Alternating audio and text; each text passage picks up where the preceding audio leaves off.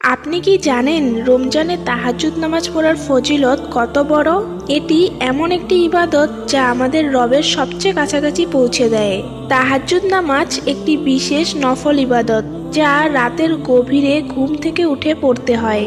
এটি আমাদের গুনাহ মোচনের অন্যতম বড় মাধ্যম। আল্লাহ কুরআনে বলেছেন, আর রাতের কিছু অংশ তাহাজ্জুদ পড়ুন, এটি আপনার জন্য অতিরিক্ত ইবাদত। আশা করা যায় আপনার রব আপনাকে প্রশংসিত অবস্থানে পৌঁছে দেবেন। রমজান মাসে তাহাজ্জুদ নামাজের গুরুত্ব আরও বেশি বেড়ে যায়, কেননা এই মাসে কিয়ামুল লাইল অর্থাৎ রাত্রি জাগরণের বিশেষ ফজিলত রয়েছে। হাদিসে এসেছে, রাসূল সাল্লাল্লাহু আলাইহি ওয়াসাল্লাম বলেছেন, যে ব্যক্তি ঈমান ও সওয়াবের নিয়তে রমজানের রাতে নামাজ আদায় করবে তার পূর্বের সমস্ত গুনাহ ক্ষমা করে দেওয়া হবে। এছাড়াও লাইলাতুল কদরের মতো বরকতময় রাতেও তাহাজ্জুদ নামাজ পড়া অত্যন্ত গুরুত্বপূর্ণ। আজকে আমি আমার রমজান মাসে তাহাজ্জুদ নামাজ পড়া এবং রোজা রাখার ফলে যে দোয়া কবুল হয়েছিল সেই গল্পটি আপনাদের সঙ্গে শেয়ার করব। আমার নাম সারা। ছোটবেলা থেকেই আমি নামাজ পড়তাম, তবে বিশেষ কোনো ইবাদত গুরুত্ব আগে বুঝতাম না। কিন্তু এই রমজান মাস আমার জীবনে এমন এক অলৌকিক ঘটনা ঘটিয়েছে যা আমার পুরো বিশ্বাসের জগৎকে বদলে দিয়েছে। রমজানের প্রথম দিন থেকেই আমি সিদ্ধান্ত নিলাম এবার আমি তাহাজ্জুদ নামাজ পড়ব, রোজা দিব এবং আল্লাহর ইবাদত করব। রাসূল সাল্লাল্লাহু আলাইহি ওয়াসাল্লাম বলেছেন, যে ব্যক্তি রাতে উঠে নামাজ পড়ে এবং আল্লাহর কাছে চায়, আল্লাহ তার দোয়া কবুল করেন। আমি একজনকে খুব ভালোবাসতাম, কিন্তু সে কখনো আমাকে ভালোবাসে কি না আমি জানতাম না। আমার হৃদয়ে তার জন্য ভালোবাসা ছিল একতরফা। আমি চাইতাম যদি সে আমার কপালে থাকে তাহলে আল্লাহ যেন আমাদের মিলিয়ে দেন, আর যদি না থাকে তবে যেন আমার অন্তর থেকে এই অনুভূতিগুলো মুছে দেন। প্রথম কয়েকদিন শুধু নামাজ পড়তাম, কিন্তু মনোযোগ দিতে পারতাম না। তারপর আমি কুরআনের এই আয়াত পড়লাম, আমি আমার বান্দার খুব নিকটে, যখন সে আমাকে ডাকে আমি তার ডাক কবুল করি। এরপর থেকে আমার নামাজ বদলে গেল। আমি গভীর রাতে কেঁদে কেঁদে আল্লাহর কাছে দোয়া করতাম।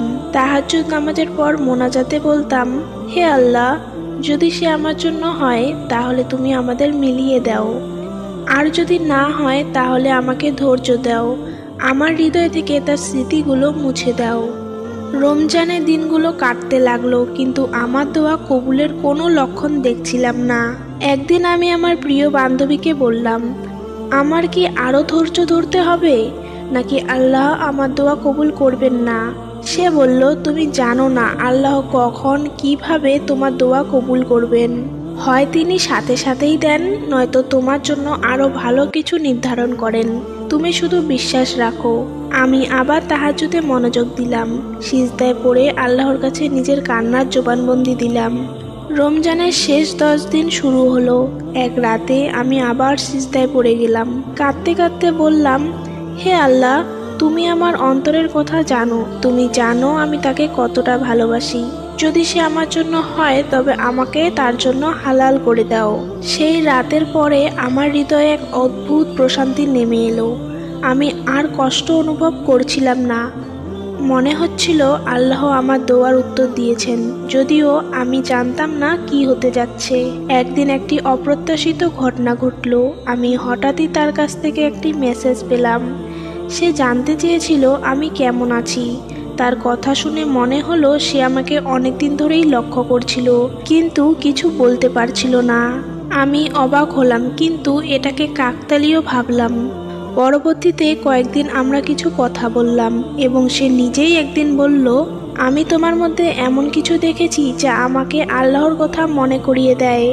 তোমার ইবাদত আমাকে অনুপ্রাণিত করেছে। আমি চাই আমরা যদি একসাথে থাকি তাহলে আল্লাহর পথে চলতে পারবো। এটা শুনে আজ আমি বুঝেছি আল্লাহ আমাদের জন্য যা নির্ধারণ করেন সেটাই আমাদের জন্য শ্রেষ্ঠ। আমার দোয়া কবুল হয়েছে, তবে আমি এটাও শিখেছি যে তাহাজ্জুদ শুধু চাওয়ার জন্য নয়, বরং আল্লাহর সঙ্গে গভীর সম্পর্ক তৈরির জন্য। আমি চাই সবাই তাহাজ্জুদ নামাজের বরকত বুঝুক। রাসূল সাল্লাল্লাহু আলাইহি ওয়াসাল্লাম বলেছেন, তাহাজ্জুদ নামাজ পড়ো, কারণ এটি তোমার আত্মাকে পরিশুদ্ধ করবে এবং তোমাকে আল্লাহর আরও কাছে নিয়ে যাবে। তো ভিডিওটি কেমন লাগলো অবশ্যই কমেন্টে জানিও। আসসালামু আলাইকুম।